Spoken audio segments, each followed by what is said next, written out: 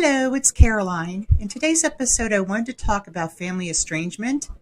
I've been seeing a lot of these stories on social media lately, and I've been fascinated by them, but I didn't think they really applied to me. And then suddenly I realized they kind of do.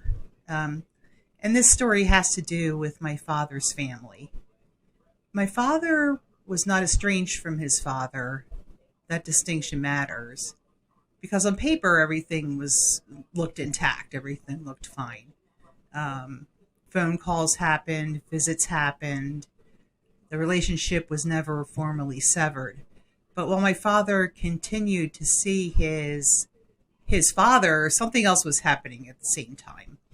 Um, my grandfather, as I'll call him, my father's father, had effectively alienated himself from the women in my immediate family. My mother was not welcome. My sisters and I were excluded, not welcomed in any meaningful way. And my mother was basically the sweetest person on the face of the earth. And I heard a couple of stories about why my grandfather said she wasn't welcome. And they're really silly things. But it didn't surprise me because in my experience from my limited interactions with him, my grandfather was just a downright mean, nasty person. Little kids pick up on that kind of thing pretty quickly. What was preserved was basically male continuity. My father went to see him, my brother went to see him, and all three of them shared the same first name. And looking back, it's hard not to see how the family narrative centered itself in the male line, while the women existed on the margins. I have a very vague memory of my grandfather visiting us once, and what I remember isn't conversations or details, it's the tension. Later, I saw photographs from other visits, from before I was born, because all of my sisters are quite a bit older than me. And in those photos, no one was smiling. The expressions were tight, guarded, frozen. And those photos tell the truth a lot more clearly than memory ever could. Years later, after my mother's brother died, my brother told a story about my father's father. And my grandfather had written my brother a letter, and the letter deeply upset my brother.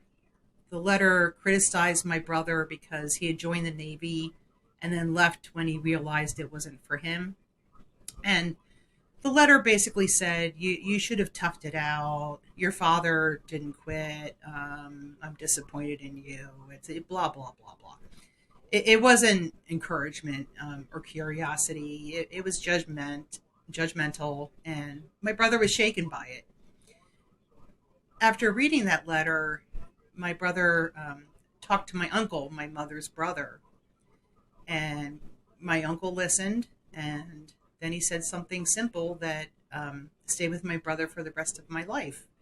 My uncle said, "Does it really matter?" And that was it.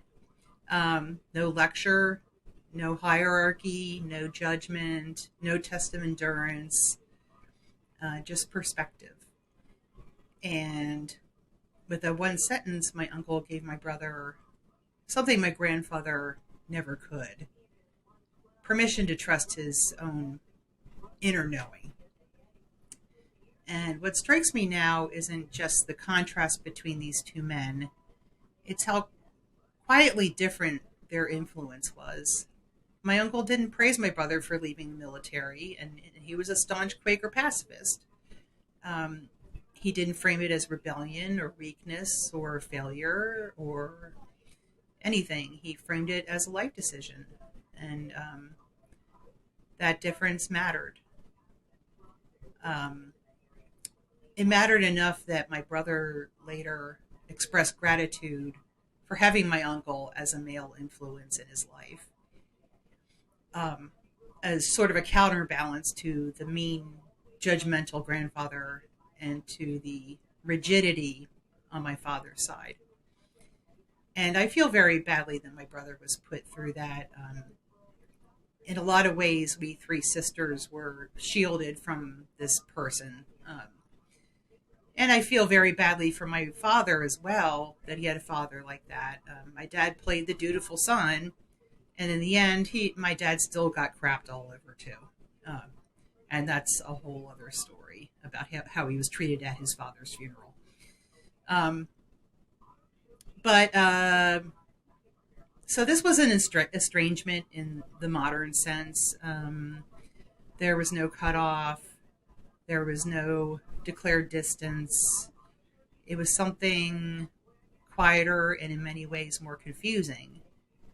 It was, proximity without belonging, contact without warmth, presence without relationship. And it shaped the emotional landscape of our family in ways that took decades to, put labels on and put names to. But looking back, I don't feel anger so much as clarity. I see how family narratives can be built around male endurance and legacy while emotional reality gets sidelined. And I see how powerful it is when just one person models something different, something warm and softer, and what a difference that makes. So let me know what you think in the comments, and I'll see you in the next episode. Thank you. Have a great day.